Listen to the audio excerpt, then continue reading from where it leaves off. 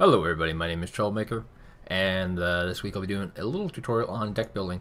So this is your armory. This is what people call porn view. And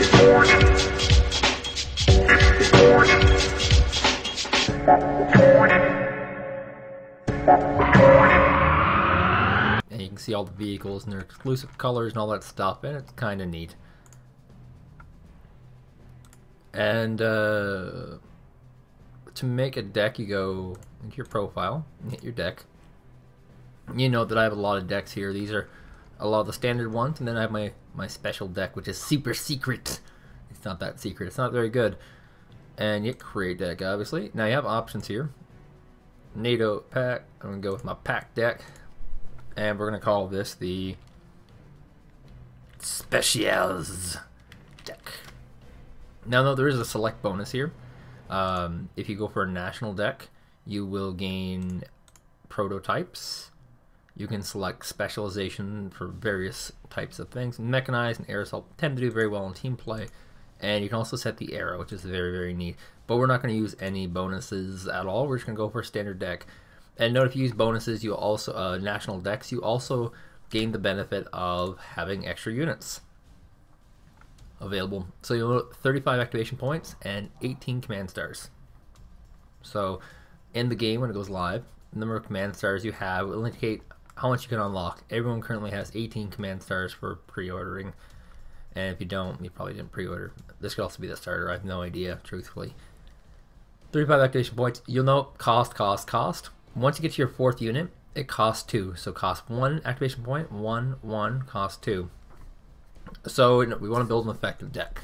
So we're going to start off always with logistics because we want to get our command armors on the go. So I'm playing as packed, and you should note that the most important stat for a command armor is actually the armor. It's not really all that surprising at all. And you can see it's very visualized, and there's small little graphs on the side. Clearly this T-72Ki has really great front armor, relatively good side and back armor, and there's only a few other ones that are as good as that one. So right after that, we'll want this T-72 just because it's a great frontline warrior. So now we have our command armor. Next up, we'll want a cheapy one. Now the idea behind getting a cheapy one is this is the one that will rally default until you overall get more money. This is also a great unit to have at the back. Generally speaking, people are not doing a lot of flanking maneuvers, and as long as you cover your flanks, this UAZ 469U 100-point tank will do fine. Note, it has little to no armor. This will not be a frontline warrior. This is the command armor you want at the end, and this T-72 you'll keep creeping forward as you're doing this. Now you can go for other things like this T-55 is also quite good, but you want to have a cheapy tank, because the cheapy tanks you can have spamming around. So I guess I'm going to end up going with this Topaz, which has slightly higher amounts of armor, but not as easily killable. Now we have another big decision: to FOB or not FOB. The FOB is your forward operating base. That's what it stands for. And note, they're all the same. There's different factions, and it just equates a lot of supply. There's really no stats for this, and basically if you're going to use a lot of artillery, you'll want an FOB. Now if we were to get an FOB like we do, here's another consideration: your transports. Speed is very, very important. It's very, very important. Note the two differences here: 15 point, 20 point. 20 kilometers an hour difference. And also note that they have different fuel capacities. So the Ural 4320 carries a lot more. This one carries not so much. And so you want to go for, if you're going to go for an FOB, a supply vehicle that will get you some pretty good bang for your buck. So far it looks like this Vluk is going to be this VLKV. It's going to be a very good bang for a buck. But that's in case we want to have an FOB. Now if we don't want an FOB, we can go for some cheap ones. But note the supply difference. Like, you almost get double for this Ural 4320, so it's almost pointless to get this one. You might always get this one. So if you're not getting FOB, you're going to save yourself 1 activation point, actually 2 activation points technically, and that can be used somewhere else. Now you'll want to do this, generally speaking, when you're not going to have artillery, when you're not going to have helicopters, and when you're going for a very powerful ground approach. This is generally not recommended though, because especially for newer players, because AA is so prominent. So just for the newer players, we will get ourselves an FOB, and just be cool, we'll get the East German FOB. So moving on, we've covered our logistics. Next up, we want to go for anti-air. So there's multiple categories of anti-air. We'll go first with the support, and we'll go through these types. Oops. So we have a few more infamous ones to talk about. The Cub has only rockets, which means that it'll only be able to attack air. And this is it also happens to be quite powerful, and you'll note the rate of fire, 5 nm. Next, we'll go to our Tunguska, which is another relatively infamous one from Wargame European Escalation. Where did I put that Tunguska to? The Tunguska. Where did I put the Tunguska? Oh, there's the Tunguska. Okay. Note the Tunguska has 2 weapons with a very massive rate of fire. It's almost double. 25-point difference. And it's got pretty well overwhelmingly all around better. But you'll note that one has 2 weapons, one has 1 weapon as well. And that means when the fly overhead, the Tunguska will actually continue firing. It just doesn't use only the rocket. But these are also cheaper, and that's a big consideration. The other one that you might want to consider that's pretty decent is these OSAs. They're pretty cheap as well. Only fire their rockets. They have a pretty insane range on them. But once again, not going to be a high damage. 6 rockets on that bad boy. Not too shabby. This one only has 3, so this one runs out. And it's going to be pretty supply heavy as well. You'll note the Tunguska, which is just overwhelmingly one of the best AAs in the game, has 8 rockets on it. But it has a pretty crappy range, so you want to have a nice variety of AA. I always suggest having 3 AA, so we'll go with the Tunguska. We'll go with the OSA for its insane range. Insane range. Wait, that's not an OSA. Where are my OSAs at? Oh, this is getting up. There's my OSAs. Yeah, insane range OSAs. And then we want to have a third one. So the third one you can play with a little bit.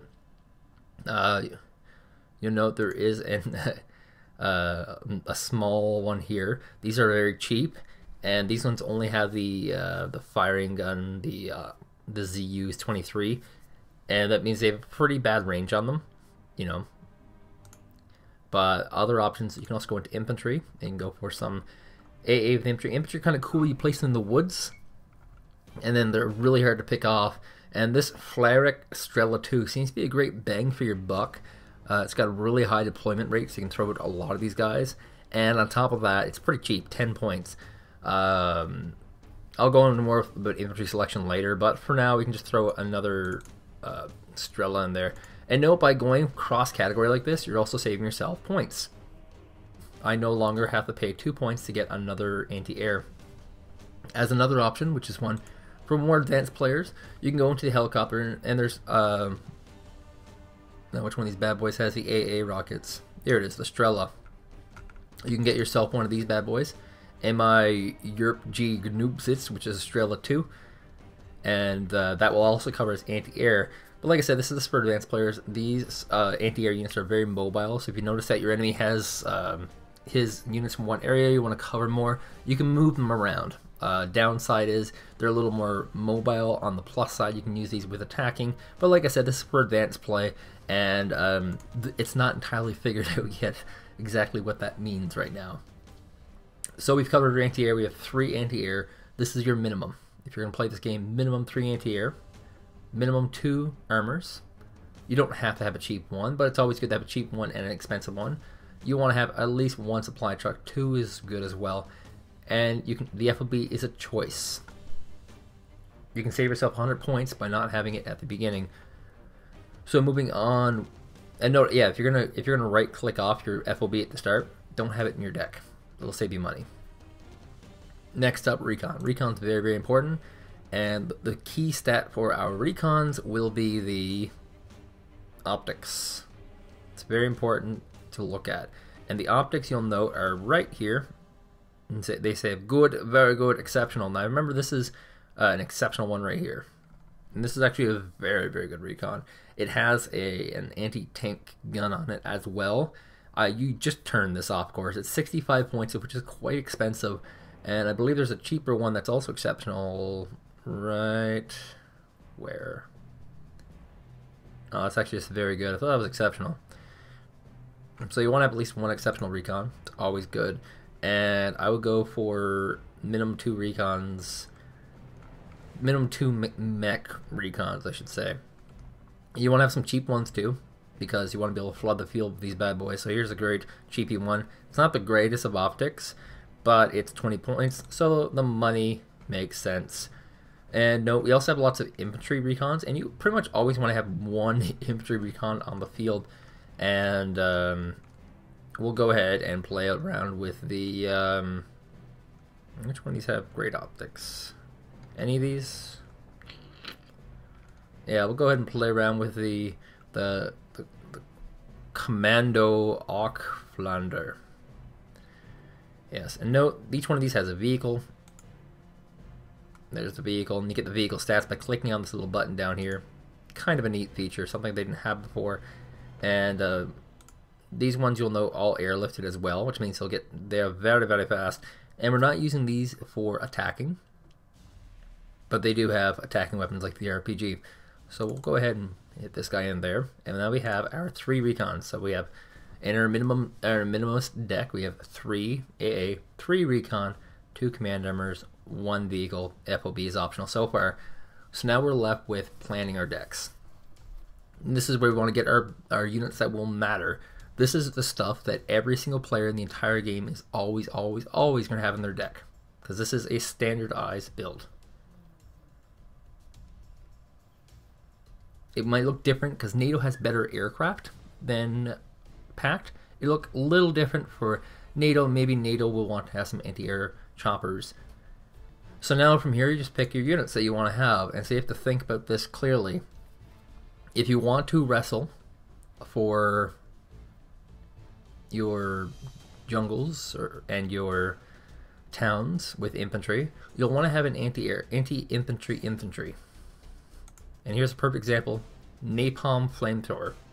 So we'll go ahead and grab this one. Now with infantry, you have a vehicle to worry about. And so picking your units becomes just about picking your vehicles as it is about picking your units. Now note the Scott 2 AM has an anti-rocket, anti-tank, the Malukius. Whereas this Star 26 is just an empty vehicle, but it's worth 1 point. So this is where you gotta think about tactics later on. If I intend to go into a town only for my infantry, I want to use this guy, because this 1 point vehicle is just for show. This one here has an anti-tank capacity, so with this one I want to be able to drop off my infantry and then escape the vehicles and use them around the periphery as an anti-tank weapon. Now, if I'm trying to go into a jungle, it's very unlikely I'm going to be able to get away with a Scott 2 AM. Very, very unlikely. I'll probably have to use it for the battle. So I either want to have this Scott 2, which has a weapon on it, and it's cheaper, it's 10 points, or this, and just go heavy on infantry. Now, I think this heavy infantry build should work, so we're going to go with this. Now we have multi-purpose units like the Spado Karnatskis, which do very, very well against pretty much everything. They do have the RPG on them, so they'll be able to deal with tanks, and they can fire up, which is good. We'll want to have some kind of anti-tank infantry. I like the PTR Faggot. It's one of my favorite units in the game. And once again, you have this kind of choice. Do I want to add on an anti-tank capacity? Do I want to have just purely anti-infantry? Or do I want to have an empty vehicle? Now with the PTR Faggot, it makes sense to have this extra anti-tank weapon on it, just because you're going to have these guys at range. So we'll just add in that. Now we have lots of recon options. The FJB is an anti-air recon. It's got the Strela 2. And once again, we have these ones we added in here. And we used a URAL, I believe, yes. So that's a 1 point vehicle as well. And actually, I think that was overall a bad choice. I don't think we want an empty vehicle for AA because they will be kept at a distance as well. So we might as well get some bang out of our buck. Might as well get... There we go. Nice little anti-tank weapon on it. And we got 2 more slots available for infantry before our cost goes too high. So that's good. And lots of infantry to choose from. I do like my Modal Strela key. And once again, we can go for having a rocket on top of it. Shazam. Motorstrucky are once again a multi-purpose one. They do have the RPG, they have an AK-74, so they can deal with a lot of stuff. They're also a little more tanky than the infantry, you might notice off the bat.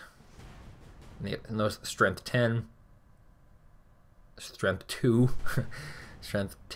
wait, 2, yeah, okay. So our anti-infantry units that we're using are very, very powerful. These ones, not so much, they need to stay in the back.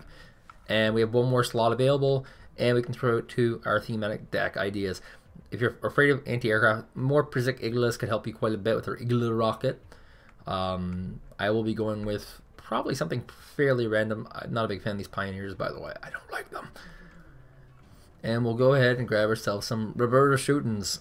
And we're going to go ahead and grab ourselves the KPZ for some more anti-infantry power. And so this is just a stockpile. Keep in mind, I won't use all these infantry in a fight. They're just there because I have them available. That way, if I run out of one, I can go to my secondary, which is very cheap, by the way. As for tanks go, you want to have at least one really powerful packing tank. So going through this list of tanks, the current big packing tank for the pack is the T-80U, which is, of course, not available unless you pick a Soviet-themed deck. So we're going to have to go for some sort of T-80 variant. And we'll note there's various goodies and baddies about these things, various different types of weapons, and so it can get kind of confusing which one to choose. I would basically go for whichever is the tankiest, and you might note that the T-80A, a little more tanky than the T-80BV. The difference ends up being that the T-80 BV has slightly better optics, but doesn't really pay itself off compared to this great T-80A. After your T-80A, you'll want to have some longer range tanks that are a little cheaper. So note your T-80A costs 125 with a 2,800 yard range on its rockets. We want to get something that's something like that, but it's cheaper. And there's your T-62s. So we have so many different variants to go with. We're going to go with our T-62 M1. And this will give us some anti-tank rockets on it as well. And we've got two more tanks to pick. One of your tanks should be some sort of cheapy tank. Cheap tanks can be used as bulk, to bulk up your army, to confuse your enemy on firing, and they can be used for multi-target situations.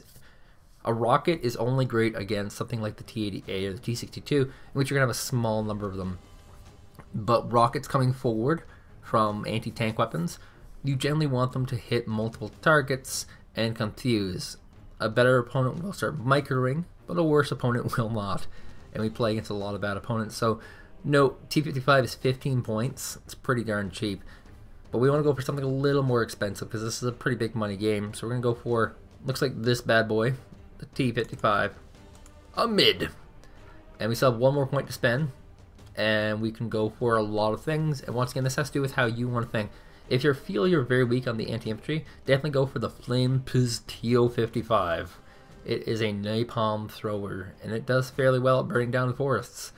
And because I feel I'm pretty bad on infantry, we'll go ahead and do that.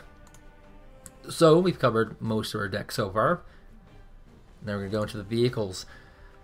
Vehicles are of two variants, anti-infantry and anti-tank, and basically there's no point in having anti-infantry vehicles in this game because there's just too much stuff that's already good for anti-infantry.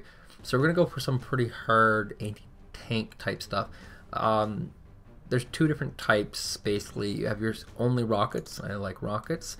And how you know these ones is the total number of rockets they have that will tell you how much supply they're going to suck up on you. Rate of fire is relatively important. So the Conqueror's fires quite a bit more, but has less rockets, and less accuracy.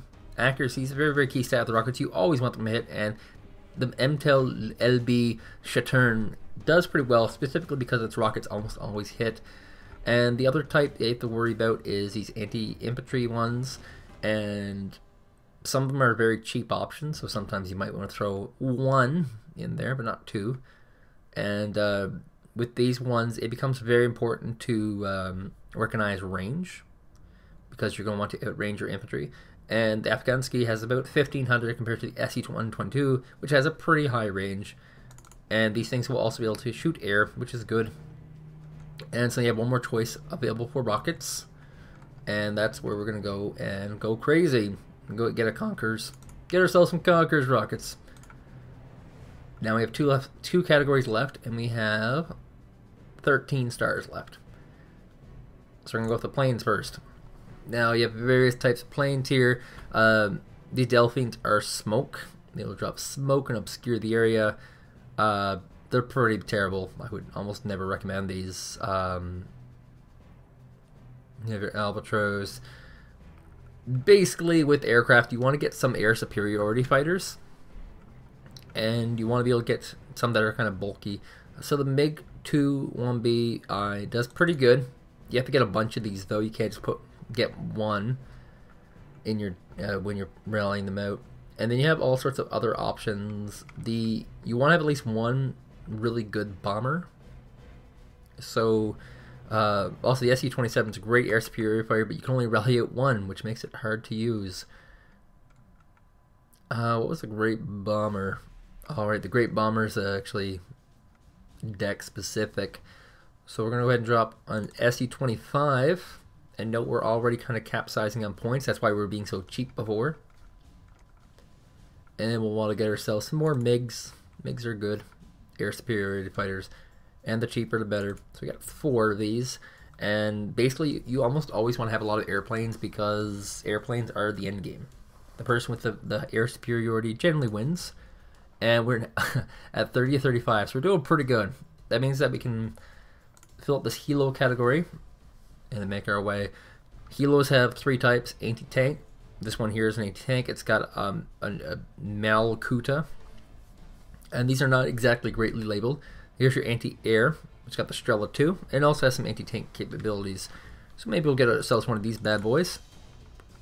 Getting cheap helicopters pays out pretty well. And that's one thing that the pack most definitely have, is cheap helicopters. Note, this one has anti-infantry only. This one has AoE rockets. So we'll go ahead and grab this one. It's only 30 points. You can pretty much rally these out every game, and they'll pay out every game, because most people are rallying out units that are expensive. And then once again, we go for another cheap helicopter, or go crazy and get some endgame helicopters. So we'll get this, and our endgame helicopter will be the what? We'll go with the Mi-24B. So that fills out our deck completely, 35-35. Your deck should not always look like this, but like I said, your bare minimum: 2 commands, 1 supply truck, FOB completely optional, at least 2 anti-infantry, at least 3 anti-air. You want to have some anti-tank weaponry. You want to have a strong tank, a long-range tank that's cheaper, a tank that you can stack up, and then another one that's completely optional. You want to have at least 1 anti-tank, rocket-based. It's good to mix in some cheap anti-infantry. You want to have a nice selection of aircraft, because aircraft is the end game, and the helicopters are totally taste, have absolutely no real impact, because they're end game units that 99% of the time you will not reach. So let's go ahead and see how well this deck does.